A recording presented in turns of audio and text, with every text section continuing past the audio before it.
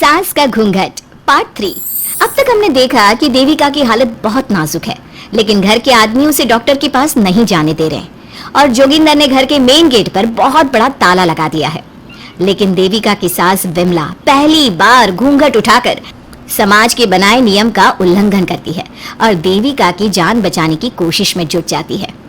मैं भी देखती हूँ मेरी बहू को डॉक्टर के पास जाने से कौन रोकता है।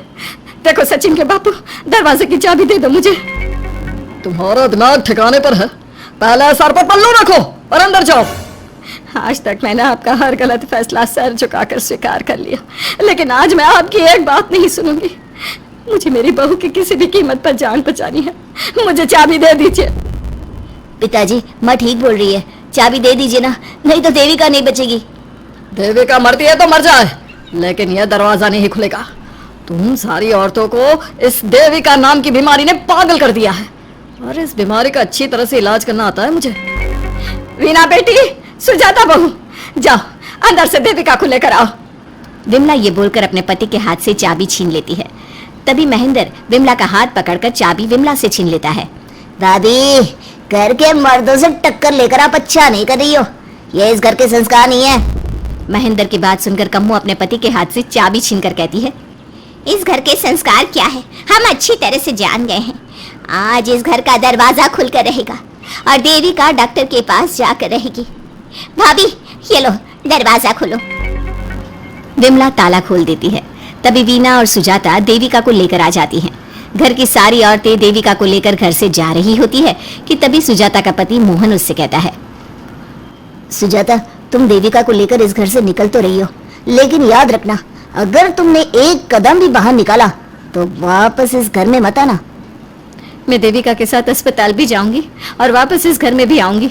देखती हूँ कौन रोकता है मुझे। देखता हूँ कैसे इस घर के अंदर कदम रखती हो और कौन तुम्हारी मदद करता है। कानून मेरी मदद करेगा और कारट के दरवाजे हर नागरिक के लिए खुले हैं। मोहन को अपनी पत्नी से इस तरह बात करता देख कल्याण वीना से कहता है, वीना, तुमने देविका का साथ देकर अच्छा नहीं किया।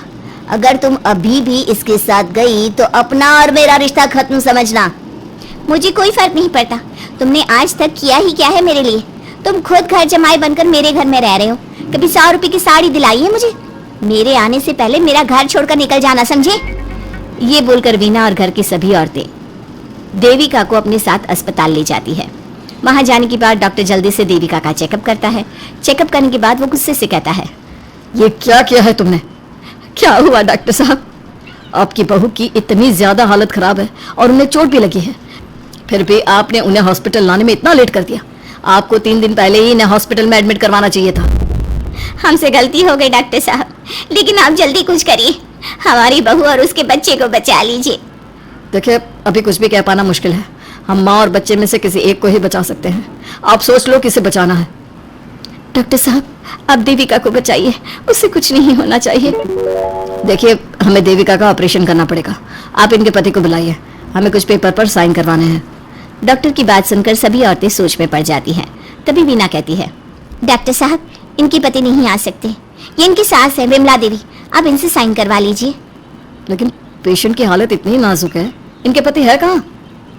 वो अपने आदमी होने का धर्म निभा रहा है, पति धर्म के बारे में उसे कुछ नहीं पता। डॉक्टर साहब, वो नहीं आएगा, क्या क्या करना है आप मुझे बताइए।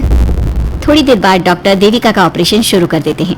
जब वो ऑपरेशन थिएटर से बाहर आते हैं तो कहते हैं, आप लोगों की किस्मत अच्छी है, देविका भी सुरक्षित है और उसका बच्चा भी।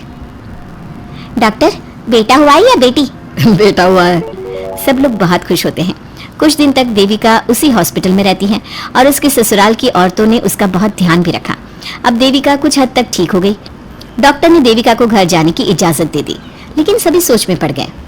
हम भाभी को घर ले तो जाएं, लेकिन माँ, आपको घर का माहौल पता है ना, देविका भाभी अभी पूरी तरह से ठीक नहीं हुई। भाभी वहाँ आराम नहीं कर पाएंगी और पता नहीं घर के सारे आदमी हमारे साथ क्या करेंगे। माँ, क्या हम डॉक्टर से बात करके देविका को थोड़े दिन और यहाँ नहीं रख सकते? जब वो पूरी तरह से ठीक हो जाएगी तो उसे यहाँ से ले जाएंगे। ये बात सुनकर विमला सोच में पड़ जाती है। तभी कम्मो कहती है, तुम दोनों ठीक कह रही हो, मैं अभी डॉक्टर से बात कर लेती हूँ। कम्मू डॉक्टर से बात कर लेती है और देविका कुछ दिन में बिल्कुल ठीक हो जाती है। देविका अपने बच्चे को गोद में लिए बाकी औरतों के साथ अपने ससुराल जाती है, लेकिन घर के सभी आदमी उन्हें दरवाजे पर ही रोक देते हैं। खबरदार, तुम में से कोई भी औरत अगर घर के भीतर घुसी, अगर तुम घर में कदम रखोगी तो घर अपवित्र हो जाएगा। घर हमारे कदम रखने से अपवित्र नहीं होगा, बल्कि आपकी गंदी सोच की वजह से घर क्या, अरे पूरा समाज अपवित्र हो रहा है। सुजाता, मैंने मना किया था ना घर से बाहर जाने के लिए। अब एक काम कर, जैसे यहाँ आई है वैसे ही यहाँ से सीधा अपने मायके लौट जा। क्यों जी, क्यों चली जाऊं मैं अपने मायके? मैं जब तक चाहूं यहाँ रह सकती हूँ। अगर आपने मुझे इस घर में आने से रोका तो मैं आपकी पुलिस में शिकायत कर दूंगी।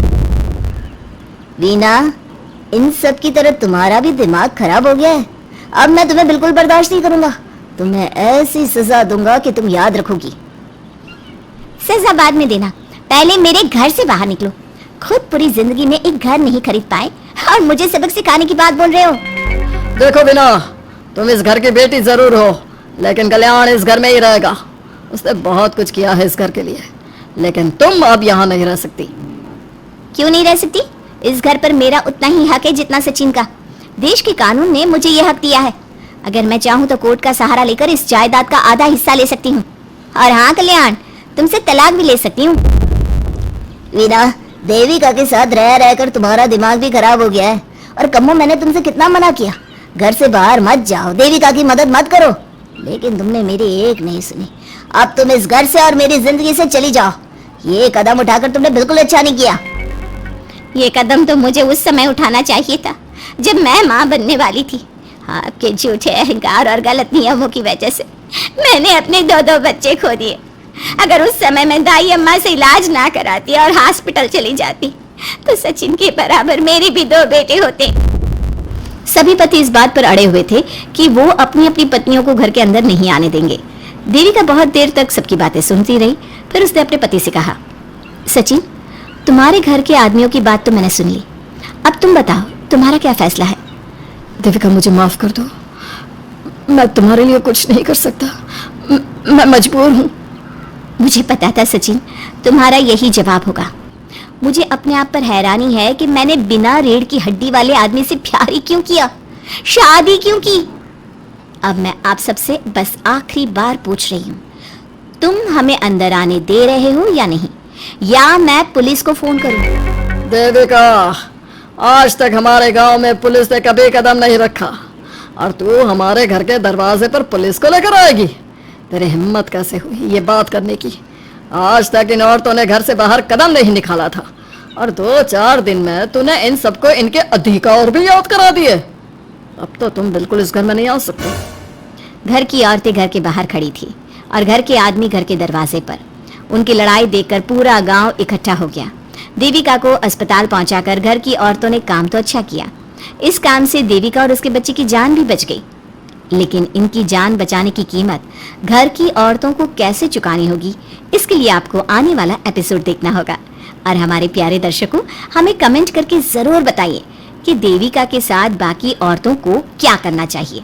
क्या उन्हें घर के अंदर जाने के लिए संघर्ष करना चाहिए या फिर वो घर छोड़कर चले जाना चाहिए?